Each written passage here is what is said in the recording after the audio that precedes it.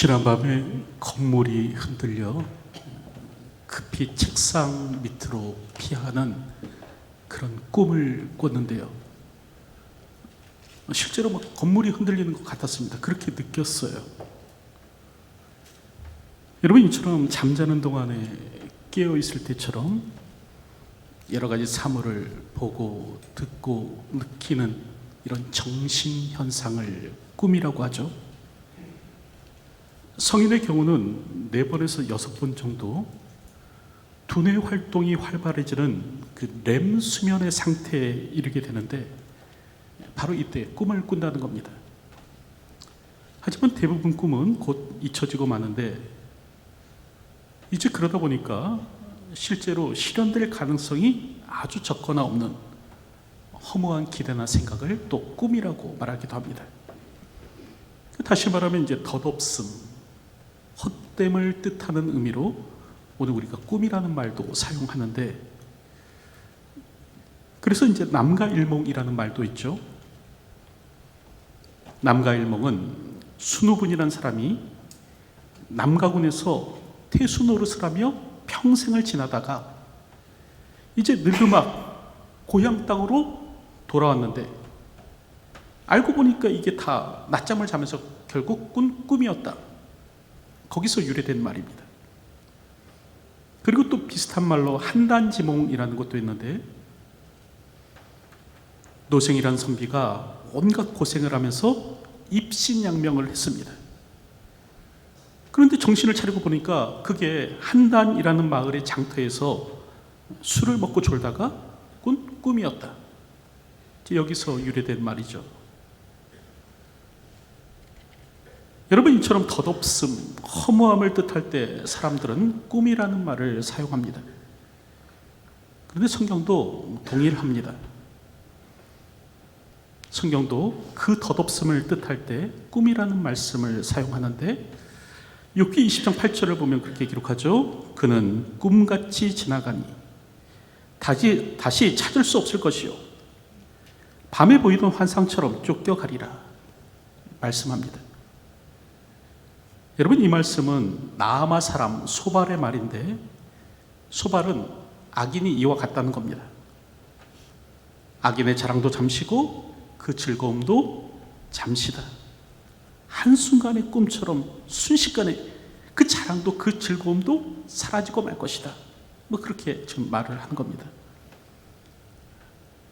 어쨌든 이처럼 성경은 그 덧없음을 나타낼 때 꿈이라는 말을 사용하는데, 그러므로 여러분, 모든 꿈이 계시적 의미를 갖는 것은 아닙니다. 우리가 알다시피 개혁주의 신학에서는 계시의 종결성을 말씀합니다. 신약 시대에 와서는 하나님께서 이제 더 이상 환상이나 꿈이나 현현을 통해서 말씀하기보다는 기록된 하나님의 말씀을 통해서 말씀하신다라는 거죠. 다시 말하면 그 어떤 꿈도 성경을 대신할 수는 없다는 겁니다. 하나님께서 내게 꿈으로 이같이 말씀하셨습니다 라고 하면서 성경보다 더 권위 있는 것으로 주장할 수는 없는 것이죠. 그러므로 우리는 지난밤 꿈에 대해서 너무 매달릴 필요는 없습니다. 도대체 건물이 흔들린 것이 무슨 의미일까?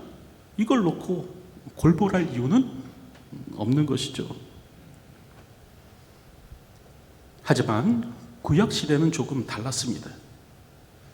이때는 성경이 완성되기 이전이죠. 그러게 하나님께서는 꿈으로도 사람에게 말씀하기도 하셨습니다. 그래서 이제 민수기 12장 6절을 보면 이르시되 내 말을 들으라. 너희 중에 선지자가 있으면 나 여호와가 환상으로 나를 그에게 알리기도 하고 꿈으로 그와 말하기도 하거니와 말씀하는데, 여러분, 그 모세의 형인 아론과 그의 누나였던 미리암이 모세의 권위에 도전한 겁니다. 여호와께서 모세와 말씀하셨느냐, 우리와도 말씀하지 아니하셨느냐 라고 한 겁니다. 그러자 하나님께서는 아론과 미리암을 회막으로 부르시는데, 그리고 나서 말씀하시죠. 내가 선지자가 있으면 환상이나 꿈을 통해 그에게 말하기는 했지만 모세는 다르다. 그와는 내가 직접 대면하여 명백히 말하고 은밀한 말로 하지 아니하였다. 이제 그러면서 아론과 미리암에 대해서 혼을 내십니다. 여러분, 이처럼 어쨌든 하나님께서는요, 때때로 사람들에게 꿈으로도 말씀하기도 하셨다는 거예요. 여러분, 구약 시대의 어떤 꿈은요, 계시적 의미를 가졌다는 겁니다. 그 대표적인 것이 바로 이제 느부갓네살 왕의 꿈인데요. 여러분, 다니엘서 2장을 보면 바벨론의 왕 느부갓네살이 꿈을 꾸죠. 머리는 금, 가슴과 두 팔은 은, 배와 넓적다리는 놋, 종아리는 쇠, 그 발에 얼마는 쇠와 진흙인 이 거대한 신상을 보게 되는 겁니다.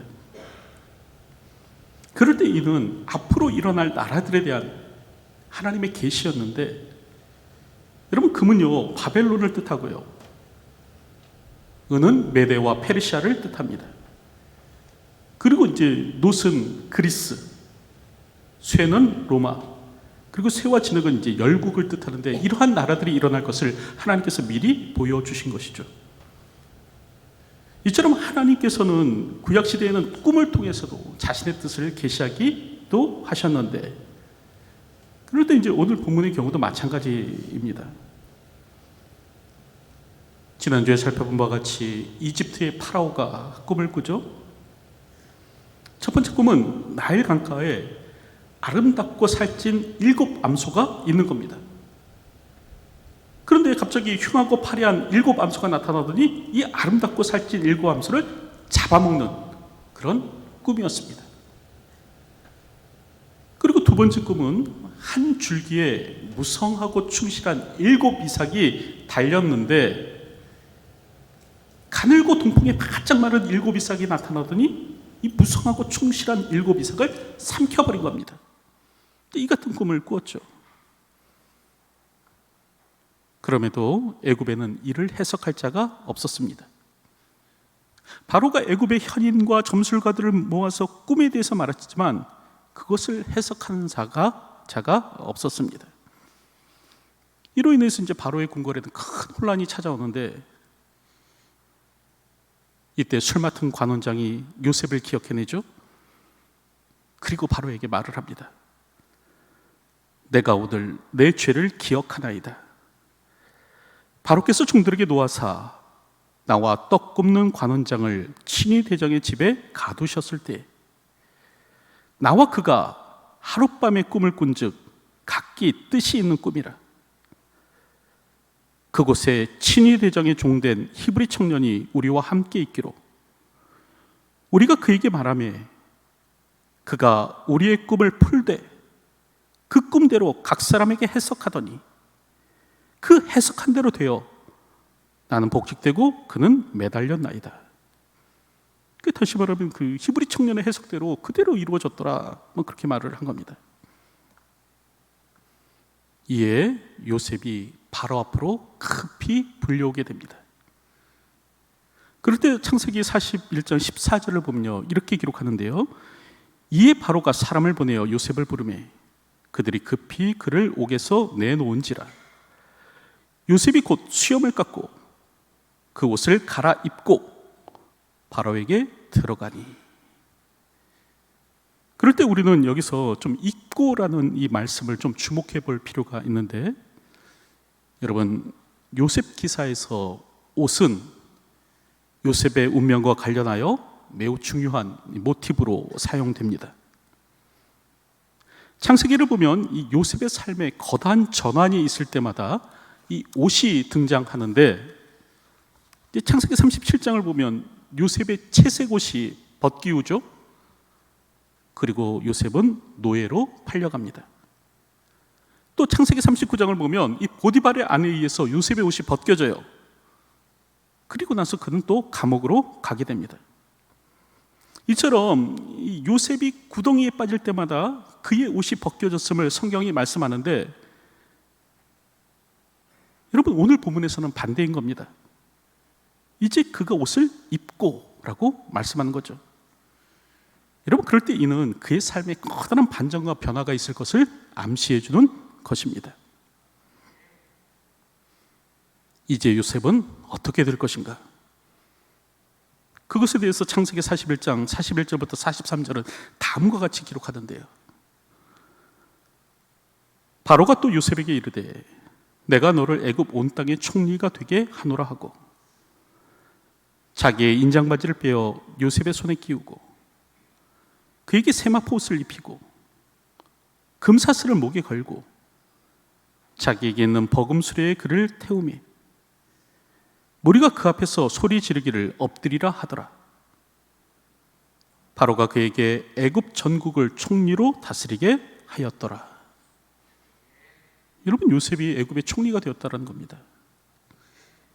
특별히 애굽 왕은 인장 반지를 빼어 요셉에게 주었는데요. 이제 여기서 인장 반지는 왕의 권위를 상징하는 것이죠. 칙령이나 문서를 만들 때 필수적인 도구입니다. 그럴 때 이제 이 인장 반지를 빼어 주었다는 건 뭐냐면 요셉에게 정권을 맡겼다는 뜻이에요.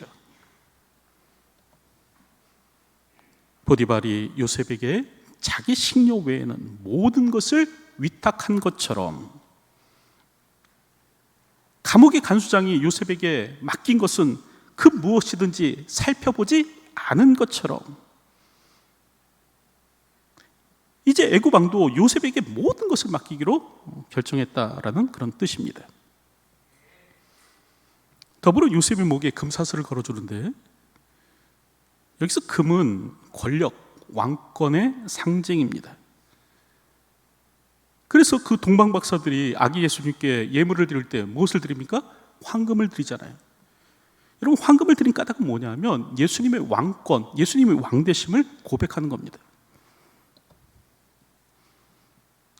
또 세마포 옷을 입히는데 여기서 세마포는 아마로 만든 제품인데 에스겔서 27장 7절을 보면 애굽의 주요 수출품이었습니다. 훗날 모세는 이 옷감을 가지고 성막과 제사장의 옷을 만들도록 하죠. 이처럼 아주 특별한 사람만이 입을 수 있는 고급 옷감이 이것이었습니다. 또한 요셉을 왕의 버금수레에 태워 퍼레이드 하도록 하는데 여러분, 이것을 통해서 애굽의 모든 사람들이 결국 요셉 앞에 머리를 조아리죠.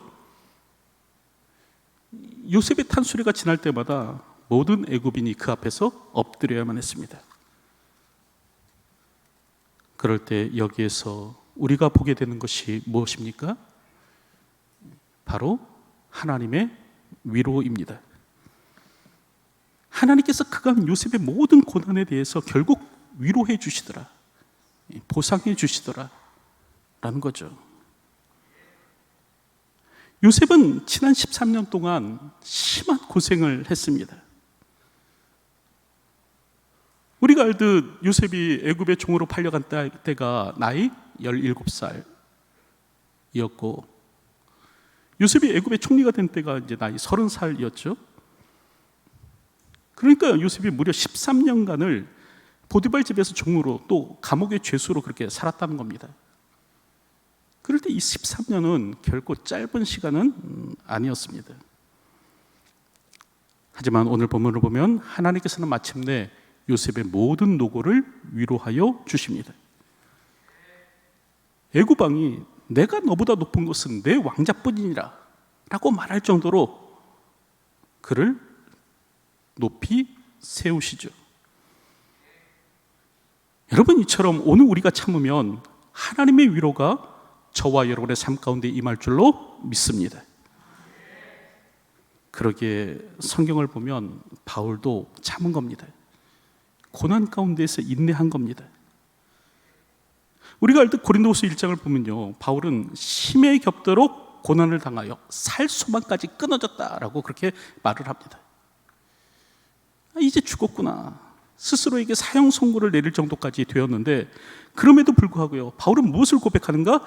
그리스도의 고난이 우리에게 넘친 것 같이 우리가 받는 위로도 그리스도로 말미암아 넘치는도다, 그렇게 말을 합니다. 고난이 깊을수록 위로도 깊다. 그런 말을 하는 거죠.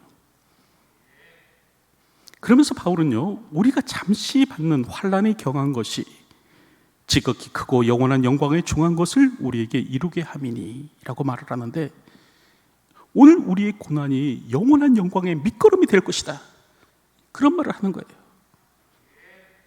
하나님께서 고통하는 우리를 이제 큰 영광으로 위로해 주실 날이 올 것이다, 그런 말을 하는 것이죠. 그러므로 다시 한 번 더 말씀드리지만, 여러분 고난 가운데 있을지라도 인내하시기 바랍니다. 하나님께서 우리의 수고와 아픔과 고난을 위로하여 주실 날이 반드시 올 것입니다. 우리가 겪는 고난은 고난으로 끝나는 것이 아니라 하나님께서 지극히 크고 영원한 영광으로 되갚아 주실 근거가 될 것입니다. 하나님께서는 나를 고난의 진토에서 일으키시사 영광의 자리에 앉게 하여 주실 것입니다. 그러므로 오늘 우리는 그날을 소망하면서 참고 인내할 수 있어야 한다는 것이죠. 그럴 때 오늘 성경을 보면 요셉이 그와 같았는데 결국 그의 삶에 반전이 찾아오죠. 요셉이 드디어 바로의 꿈을 정확히 해석해낸 겁니다. 창세기 41장 29절을 보면 온 애굽 땅에 7해 큰 풍년이 있겠고 후에 7해 흉년이 들므로 애굽 땅에 있었던 풍년을 다 잊어버리게 되고 이 땅이 그 기근으로 망하리니 후에든 그 흉년이 너무 심함으로 이전 풍년을 이 땅에서 기억하지 못하게 되리이다. 바로께서 꿈을 2번 겹쳐 꾸신 것은 하나님이 이 일을 정하셨습니다. 하나님이 속히 행하시리니, 이렇게 해석해낸 겁니다. 요셉은 그 바로의 2개의 꿈이 사실은 같은 내용이다라고 얘기하죠. 7년의 풍년 후에 7년의 흉년이 찾아온다는 겁니다. 이처럼 요셉은 이 바로의 꿈에 대해서 정확히 해석해내는데, 여러분 그럴 때 그뿐만이 아닙니다. 오늘 성경을 보면 요셉은요 7해 풍년 후에 닥칠 7해 흉년에 대한 대비책까지도 내놓습니다. 다시 말하면 그냥 꿈을 해석하고 그것으로 마는 것이 아니라 문제에 대한 해결책까지도 제시하고 있죠. 그래서 창세기 41장 33절 이하를 보면 이제 바로께서는 명철하고 지혜 있는 사람을 택하사 애굽 땅을 다스리게 하시고 바로께서는 또 이와 같이 행하사 나라 안에 있는 감독관들을 두어 그 7해 풍년에 애굽 땅의 5분의 1을 거두되 그들로 장차올 풍년의 모든 곡식을 거두고 그 곡물을 바로의 손에 들려 양식을 위하여 각 성읍에 쌓아두게 하소서. 이와 같이 그 곡물을 이 땅에 저장하여 애굽 땅에 임할 7해 흉년에 대비하면서 땅이 이 흉년으로 말미암아 망하지 아니하리이다. 그렇게 얘기합니다. 다시 말하면 이게 무슨 말인가? 5분의 1을 거두어 저장하라는 거죠. 이처럼 오늘 성경을 보면 흉년에 대한 해결책까지 제시를 한 겁니다. 여러분 7해 동안 풍년이 지속되면 사람들이 어떻게 되겠습니까? 나태해지고 오만해지고 그의 마음이 병들고 뭐 그렇게 되겠죠. 풍년이 지속되다 보면 이제 미래에 대한 경고는 까맣게 잊고 말 것입니다. 오늘의 풍년에 취해서 있는 대로 즐기면서 살려고 할 것이죠. 그러다가 이제 막상 흉년이 찾아오면 그때는 이제 망하고 마는 겁니다. 그럴 때 요셉은 이를 대비해서 매년 곡식의 5분의 1을 저장토록 합니다. 이처럼 오늘 성경을 보면 그 꿈에 대한 해석뿐만 아니라 이 풍년에 대한 대비책까지도 일러주는데 이제 이것을 통해서 애굽의 국가적 멸망을 막아내는 것입니다. 그럴 때 애굽 왕은 요셉에 대해서 감탄하죠. 그리고 그를 애굽의 총리로 세웁니다. 여러분 그렇다고 한다면 요셉의 이런 지혜는 과연 어디에서 온 것일까? 왜 애굽의 지혜자들은 이 같은 지혜가 없은 것일까? 그동안 애굽이 쌓아올린 그 위대한 지적 자산이 이 팔레스타인의 한 소년만 못했기 때문인가? 여러분, 그렇지 않죠? 우리가 알듯 애굽은 지혜의 나라입니다. 지금도 현대인들이 풀지 못하는 이 불가사의한 피라미드를 만들어낸 곳이 바로 애굽이죠. 그럼에도 불구하고 애굽의 지혜자들은 바로의 꿈을 해석해내지 못했습니다. 까닭이 무엇인가? 바로 그 꿈이 하나님께로부터 온 것이기 때문에 그렇습니다. 그 꿈의 출처가 하나님이시기 때문에 그렇죠. 그러기에 하나님의 영에 감동된 사람이 아니고서는 그 꿈을 풀어낼 수가 없는 겁니다. 그럴 때 하나님께서는 이 같은 계획을 요셉에게 미리 알리시고 또 요셉으로 대비토록 하십니다. 요셉에게 지혜를 허락하셔서 나라의 재앙을 막을 방법을 구체적으로 제시하도록 하시는 거죠. 그러기에 창세기 41장 16절을 보면 요셉은 내가 아니라 라고 말을 합니다. 내가 아니라 하나님께서 바로에게 편안한 대답을 하시리이다. 그런 말을 하는 것이죠. 여러분, 이처럼 요셉이 꿈을 해석하는데 이 꿈을 해석할 때 이 꿈은 자신이 아니라 하나님께서 해석해 하시는 겁니다. 그렇게 이야기를 하는 것입니다. 여러분, 그럴 때 갈보리 촛불의 척 스미스 목사님은요, 이 세상에서 가장 구역질 나는 것 중에 하나는 하나님께서 하신 일을 가지고 사람이 자기가 명예를 얻고 또 자기가 영광을 받고 또 자기가 절을 받는 것이다, 그런 말을 합니다. 하나님께서 하신 일을 가지고 지가 생색내는 것, 이게 세상에서 가장 구역질 나는 일이다, 그렇게 말을 하죠. 근데 오늘 우리가 간혹 이런 모습으로 살 때가 있습니다. 하나님께서 하신 일을 가지고 자기 생색내면서 사는 거예요. 하나님께서 하셨습니다라고 고백하지 못하고 마치 자기가 한 것처럼 뻐기면서 살아가는 것이죠. 그런데 요셉은 그와 같지 않았습니다. 그는 하나님께서라고 말을 하죠. 그럴 때 오늘 성경을 보면 애굽 왕은 요셉을 어떤 사람으로 아는가? 하나님의 영에 감동된 사람으로 압니다. 그러니까 단지 다른 사람보다 지혜 있는 사람이 아니라 이 사람은 하나님의 영에 감동된 사람이구나, 그렇게 여기는 거죠. 그래서 말하기를 이와 같이 하나님의 영에 감동된 사람을 우리가 어찌 찾을 수 있으리요? 여러분, 그렇게 말하면서 그를 애굽의 총리로 세운 겁니다. 그리고 바로의 신하들도요, 이 30세에 불과한 이 젊은이를 총리로 받아들입니다. 요셉이 단지 그냥 지혜로운 사람 정도로 여겨졌다면 과연 바로의 신하들이 이 나이 어린 요셉을 애굽의 총리로 삼는 일에 동의하였을까? 그가 하나님의 영에 감동된 사람이 아니라 그냥 단지 우리보다 조금 지혜로운 사람 정도로 여겼다고 한다면 그들이 요셉을 애굽의 총리로 받아들였을까? 바로의 신하들이 요셉을 하나님의 영으로 감동된 사람으로 알았기에 그를 총리로 인정한 것이 아니겠는가? 여러분, 우리는 생각해 볼 필요가 있습니다. 오늘도 주어진 삶을 살 때 요셉처럼 살 수 있는 저희가 되었으면 합니다. 그러니까 다시 말하면 하나님께서 하신 일 가지고 자기가 생색내는 일은 없어야 한다는 거예요. 이제 말씀을 맺으려고 하는데 오늘 본문을 보면 요셉의 운명에 역전이 일어납니다. 드디어 하나님께서 요셉을 구덩이에서 건져 올리시는 거예요. 죄수의 옷을 벗기시고 세마포 옷을 입히십니다. 그리고 애굽 왕을 능가하는 권세를 가지도록 하는데 이처럼 오늘 성경을 보면요, 하나님께서는요 그동안의 모든 요셉의 노고를 위로하여 주십니다.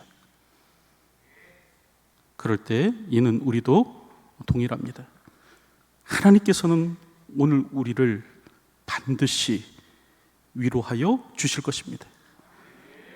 오늘도 우리에게 그와 같은 날이 반드시 올 것입니다. 그동안의 모든 노고, 수고, 눈물을 하나님께서 기억하시고 지극히 큰 영광으로 오늘 우리를 세워주실 때가 꼭 있을 것입니다. 오늘도 그날을 소망함으로 살아가시는 분들이 되시기 바랍니다. 그럴 때 특별히 하나님께서 나를 세워 가실 때 이 위대한 일을 행하신 분, 이 놀라운 일을 행하신 분이 내가 아니라 하나님이심을 분명히 고백할 수 있는 저희들이 되었으면 합니다. 하나님께서 하신 일 가지고 내가 생색내는 일은 없어야 합니다. 세상에서 가장 구역질나는 일이 무엇인가? 바로 하나님께서 하신 일 가지고 지가 생색내며 사는 겁니다. 오늘도 이것을 알아 겸손함으로 이 땅을 살아갈 수 있는 저와 여러분들이 되시기를 주님의 이름으로 축원드립니다. 기도하겠습니다. 오늘도 우리의 삶 가운데 함께 하시며 역사하시며 우리 안에 일하시는 분이 우리 하나님 되심을 고백합니다.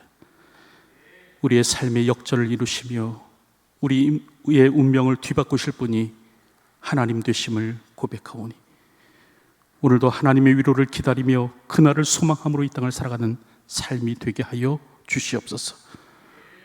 오늘도 하나님께서 반드시 나의 삶 가운데 역전을 가져오시며 다시 한 번 더 그간의 모든 누구를 위로하여 주실 것을 기대함으로 살아가게 하여 주시고 오늘의 고난을 소망함 가운데 인내함으로 살아갈 수 있는 저희들이 될 수 있도록 도와주시옵소서.